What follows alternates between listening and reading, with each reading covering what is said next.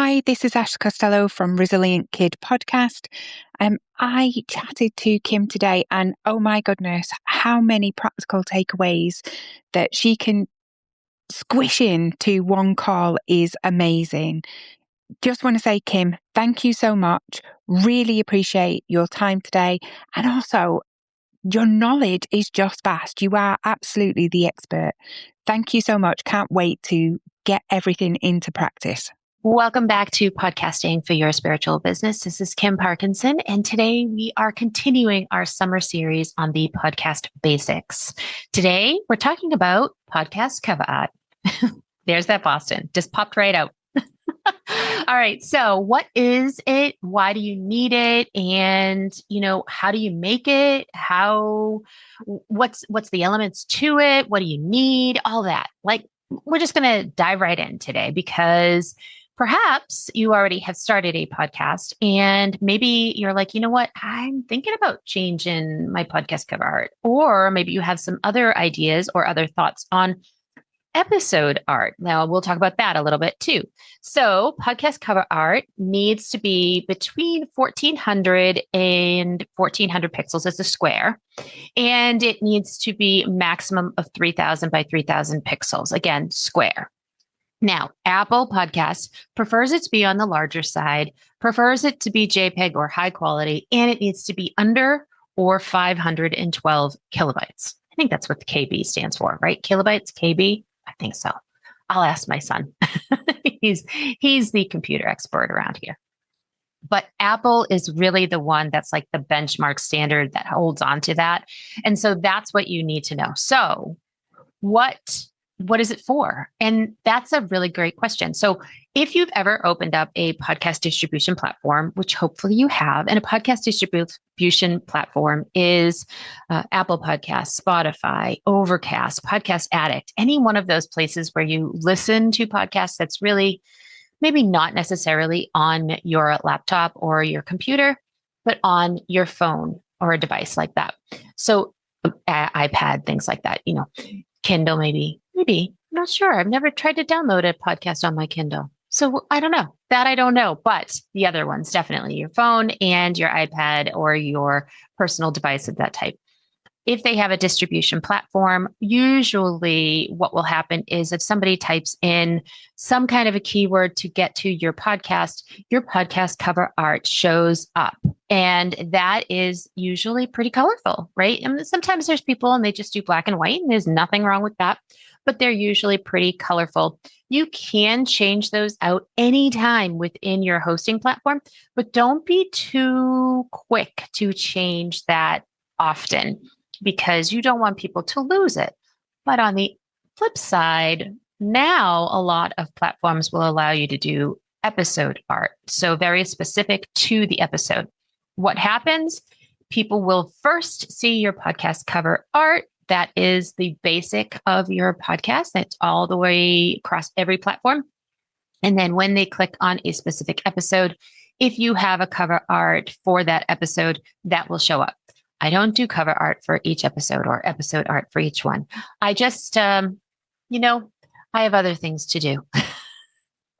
Does not mean that you can't do it. And maybe you have a really great way of being able to do that, or you really want the summer series would have been a perfect opportunity for me to have specific cover art for the summer series. Maybe you'll see that. Maybe you won't. We'll see. But the episode or the podcast cover art I'm talking about right now is the one that everybody sees when they go to the hosting platforms. Goes to the distribution platforms and they see what your podcast is about.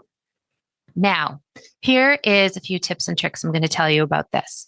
You really want the words that you want to be known for to be the biggest words you can put on that 3000 by 3000 pixel podcast cover art. Because when people look, and they're looking usually on a tiny little device, yes, phones have gotten bigger over the years, but the cover art is still pretty small on the inside of the apps, right? So we really want them to be able to see. And when they're searching, they're even smaller, right? We're not talking about when they're actually listening. Those actually are bigger than when they're doing the search. Those have a tendency to be pretty darn small. And by pretty darn small, I mean maybe like half inch by half inch, 3/4 inch by 3/4 inch, something like that. So whatever your keywords are, make those stand out, right? Make those be the words that maybe have a contrast to the background. And perhaps go from, 1 to 2,999 pixels. You want it to go all the way across, right? You want it to be as big as you possibly can so people don't miss it. Any kind of contrasting colors there, perfect for that as well. You just want it to be something that people aren't like, what does that say? Oh, never mind. It's too hard. I'm going to move on, because maybe something else catches their eye. So there's that too. So you want it to be readable within that space. That's important. Now, a lot of people feel like they really want to put their branding on that. So your branding colors are great. If you have those, you can absolutely put those on. But if you have a scroll type font that you're like, I absolutely love this font, it's my most favorite font, please double check to make sure that people can actually read it. My view here is leave the font, the scrolly font, for Instagram, for TikTok, for all the other social media platforms, and for your host platform, for the distribution platforms, make it so that it's just boring font. Make it so that it's readable. If people can't read it, they're probably not going to stop. Possibly, because if I'm looking at something, I'm either going to be going to be like, what the heck does that say? Or two, I'm going to be like, what does that say?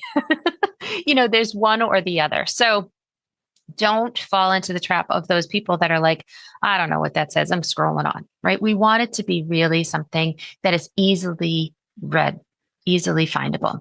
So make that font kind of boring, something really big. League Spartan is a really big one. I think I use Prata, Prata. I think I've used other ones that are just really boring sans serif or serif fonts that are big and bold. And, Montserrat's a good one. Laura is a good one. Lato is a good one. All of those, just boring fonts, because you want it to be something that people can read and something people can identify with right away. And that's for basically all of the fonts on top of your podcast cover art, but definitely for those ones that have the words that are most keyword searchable, the ones that are people that are looking for. For instance, my new podcast cover art, I updated it probably about 3 or 4 weeks ago now. It is podcasting for your spiritual business. I believe your and for is in a scroll type font, because you don't need to read that necessarily. If you see podcasting, spiritual business, you're going to know that's what it's about. So any kind of like for the little words, am, to, things like that, just leave those to whatever font you'd like. But the ones that really matter, make sure they're big and bold and all the way across the page, because you don't want people missing your podcast cover art. All right.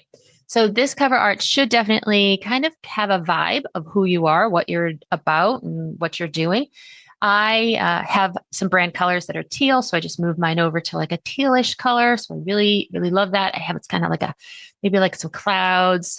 Mine used to be just a sunrise or sunset, either one, right? But I've since changed it. And I also just wanted it to be a little bit more bolder. So there's all the words all the way down are really nice, big, and bold. I don't have my face on it. Can you put your face on it? Sure. If your podcast name is pretty short and you don't need a whole lot of space, you could put your face on it. I don't necessarily think that I need to. I think that if you did a search, you would easily find my face. So I don't need to take up that space on the cover art to put my face on there.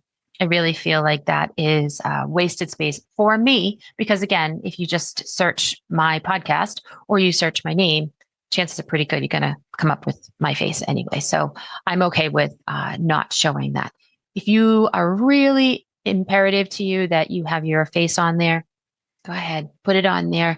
Just kind of put it in the corner. So bottom left, bottom right, somewhere like that. Don't have it the big bold and then the words around it. because really what's more important is the words so people can read it. Now, maybe you are Mel Robbins and you're listening to this. Hi, Mel, if you are.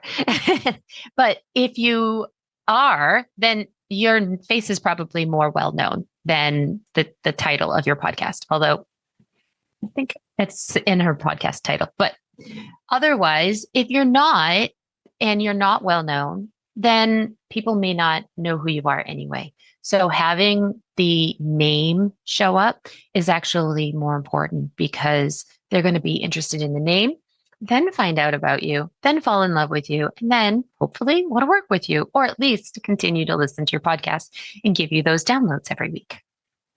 Keep it simple, one focal point, clear show title, clean font. Just keep that super simple when you're creating it. Okay, so where do you create this? My favorite is Canva. My favorite, absolute favorite is Canva. I do a lot of creating inside of Canva when I do this for clients or help clients.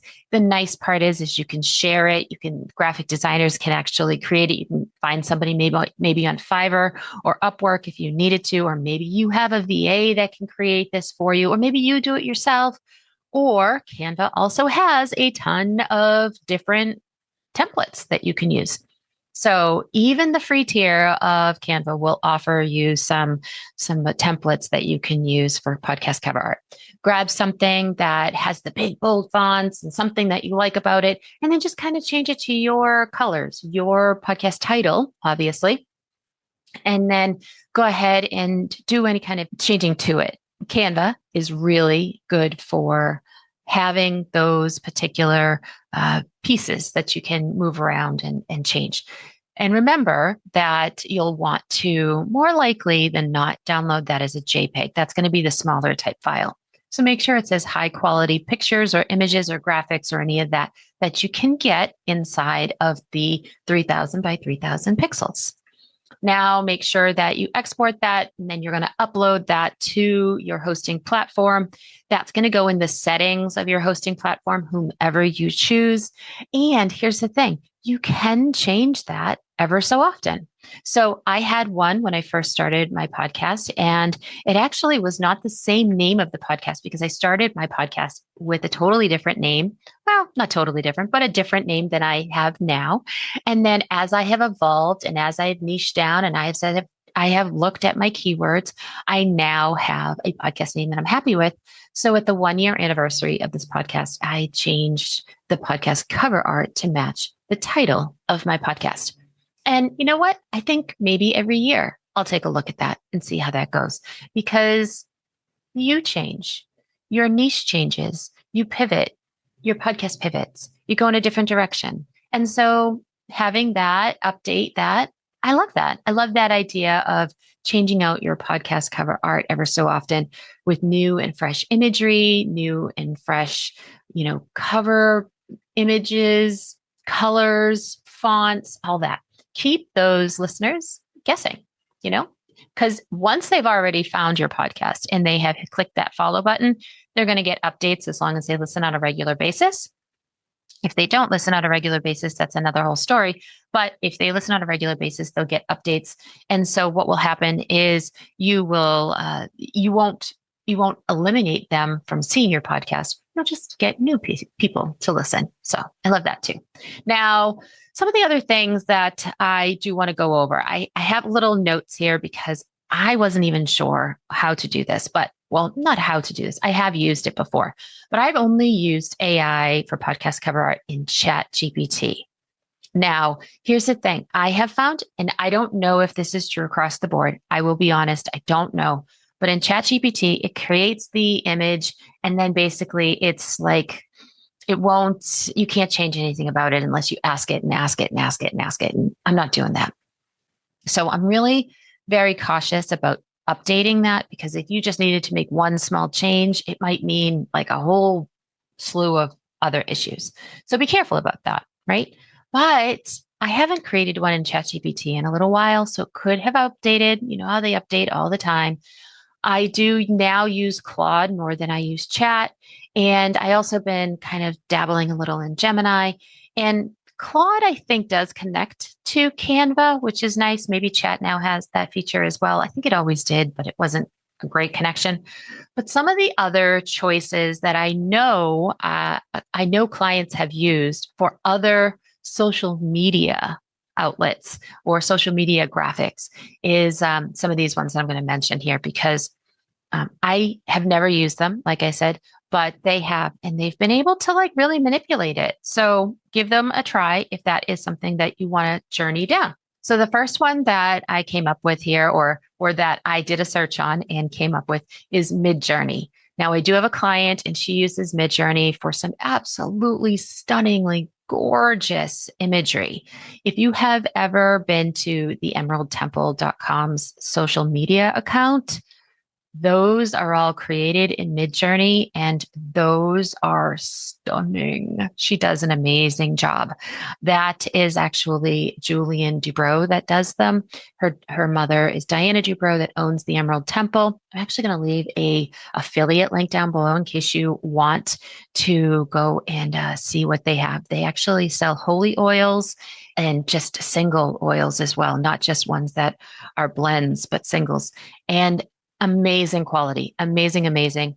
But the graphics that Julian has been able to create through Midjourney is top notch, amazing. And she's able to actually manipulate it. Originally, when I was seeing some of these come through, I was seeing maybe people with a couple of extra fingers, but that has actually really reduced as AI has kind of evolved, right? And now they're just stunning. So go check those out if you want to see what those look like. And those are graphics. If you look in Instagram, they're graphics based on the square format. So you could definitely create something for a podcast cover art or episode cover art with this Midjourney. I've never used it, but she has. And it looks amazing.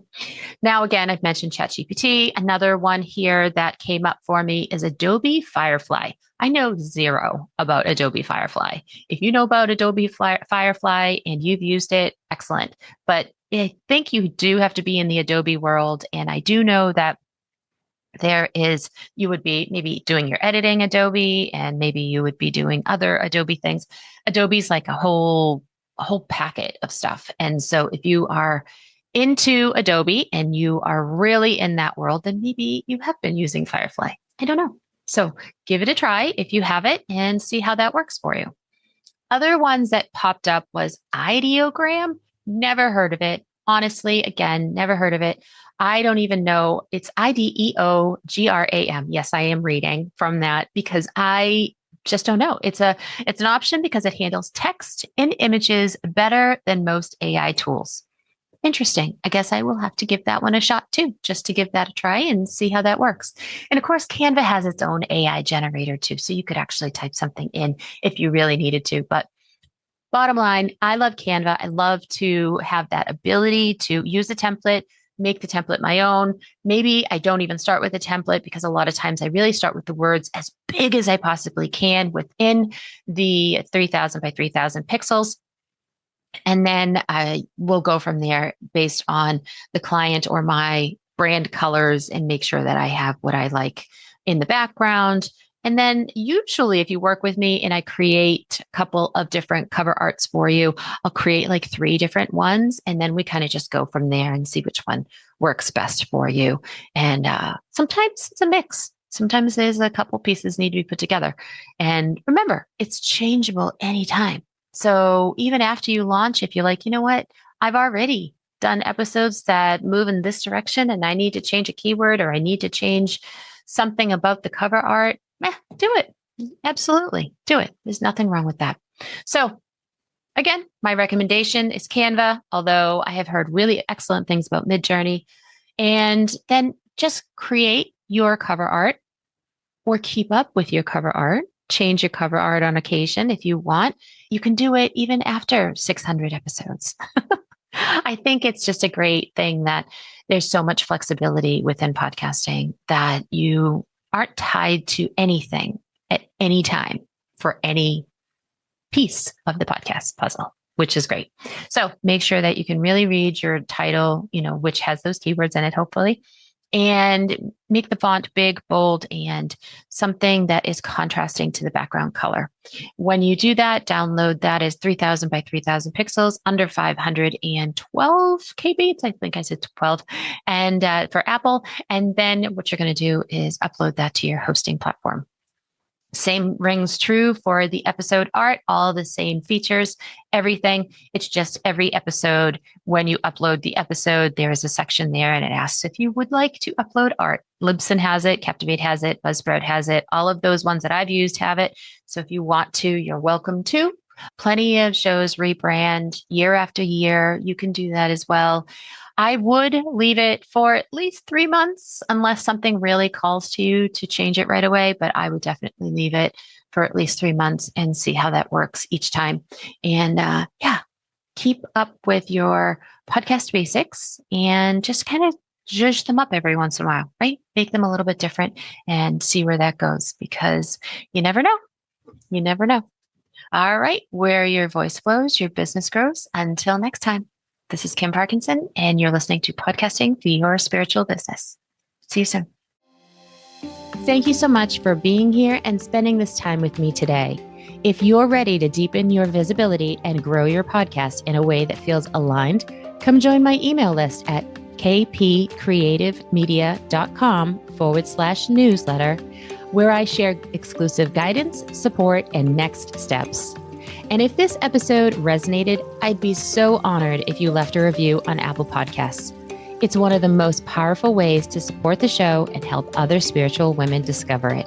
Until next time, keep showing up and sharing your voice.